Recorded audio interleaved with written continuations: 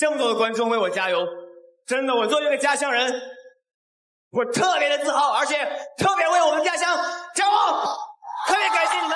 这是一场复仇之战，同时也是杨建平下手最狠的一场比赛。擂台爆摔韩国狂人18次，也难解自己的心头之恨。究竟发生了什么？居然让一向好脾气的杨建平如此暴怒的想要将对手置于死地，只因韩国冠军金立硕手段过于残忍，在之前的一场比赛中无视擂台规则，当场掰断了中国选手严希波的手臂。眼看失去了战斗能力的中国选手躺在地上痛苦万分，他却在一旁得意洋洋的耀武扬威。台下的杨建平看到这一幕，瞬间就被点燃了内心的怒火，上前进行理论。没想到韩国这家伙没有丝毫收敛，就算了，居然还再次推搡辱骂，疯狂叫嚣。暴怒的中华虎杨建平当即与对手下了战书，签好了生死令，势必要在擂台上以牙还牙，将韩国狂人打残为师。同门弟严希波报仇雪恨，话就不多说了。让我们来看一下中国选手在擂台上的精彩表现。随着裁判一声令下，比赛正式开始。红色短裤是中国选手杨建平，白色短裤则是韩国狂人金立硕。提起杨建平这个名字，大家肯定特别的熟悉。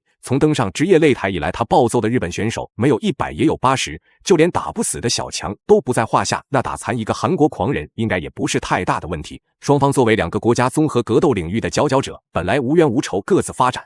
结果韩国这家伙即使冒着被终身禁赛的风险，也要执意掰断中国选手的手臂。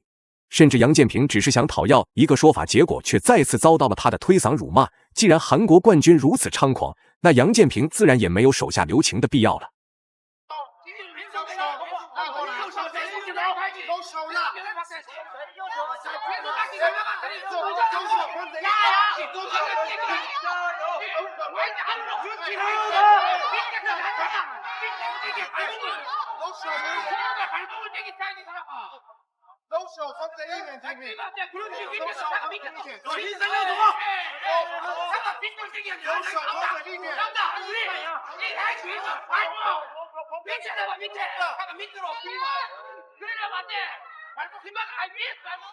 挣脱束缚的杨建平快速转动身位，直接将韩国冠军扛起来摔在地上。要知道，摔跤出身的杨建平可以练习了将近10年的地面技术，如果不是因为韩国这家伙过于无赖，一直抱着他的头部不做动作，那说不定早就已经被锁技瞬间送走了。不过这才只是第1回合，如果如此轻易的就将韩国泡菜送走，那未免也太浪费了。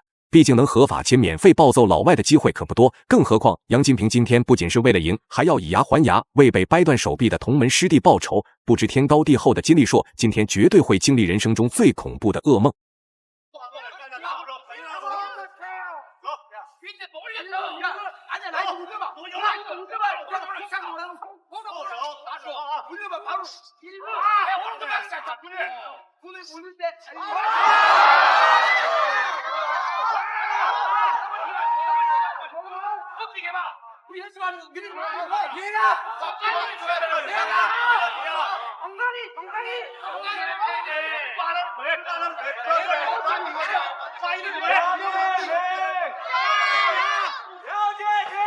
一旦进入到地面，韩国这家伙便会在第一时间缩进自己的龟壳里。而面对此情此景虎视眈眈的杨建平，也完全不敢轻举妄动。如果一味的发起进攻，那自己不仅拿不到优势，甚至还会因此陷入到劣势之中。这场比赛对于身体和体型不占优势的杨建平来说，是一个艰难而又巨大的挑战。作为摔柔系的选手，其实他在站立对拼和内围对抗中其中非常的被动，所以面对这位实力强悍的韩国冠军，只有进入地面才有获胜的一线生机。不过根据此时的表现来看，金立硕的实力同样不容小觑，根本就不给杨建平丝毫在地面施展拳脚的机会。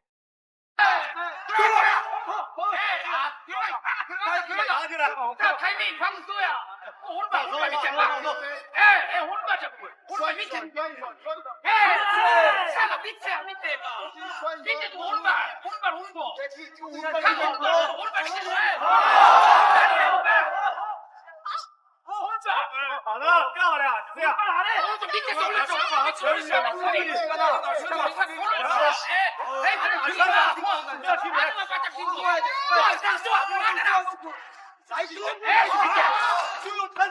杨建平自步入综合格斗的擂台以来，所对战的不是外国的精兵强将，就是其他国家的世界冠军，而每场比赛更是通过强大的地面技术击败对手，从未失手。所以，就算金立硕在韩国有着很高的威望与名气，那在中华虎面前也根本掀不起太大的波浪。此时韩国这家伙的进攻攻势和进攻欲望非常强烈，无时无刻都在拿着拳头想要猛攻杨建平的内围。反观且战且退的杨建平，看似在被对手压制，实则却掌握了比赛的节奏，虚晃的拳头和移动的步伐也是做到了牵着对手的鼻子走。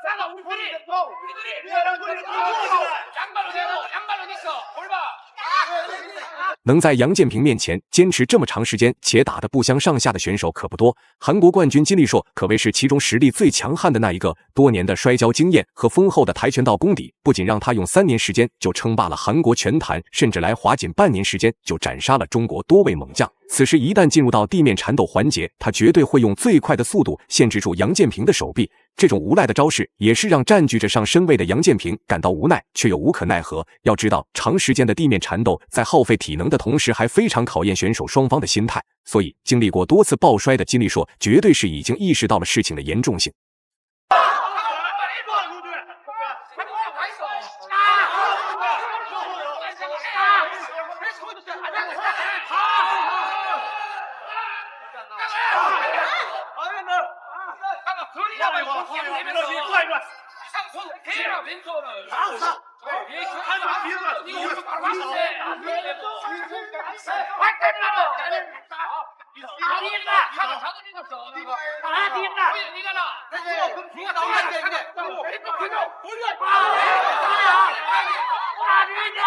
长时间的激烈对拼让两人的体能都下降得非常快。不过，即使这样一直在猛攻的金立硕，也依然没有停下自己的前进的步伐。自从他掰断了阎锡波的手臂，没有受到惩罚后，这家伙就像是被打开了任督二脉一般，不仅多次在媒体面前公开嘲讽中国功夫和中国选手，还放话声称再给他1年的时间就会彻底称霸中国拳坛。所以，无论是他赛前的所作所为，还是嚣张的狂妄发言，无疑都点燃了中国勇士内心的怒火。而杨建平作为中国综合格斗的领军人物，自然也是首当其冲上前讨伐他。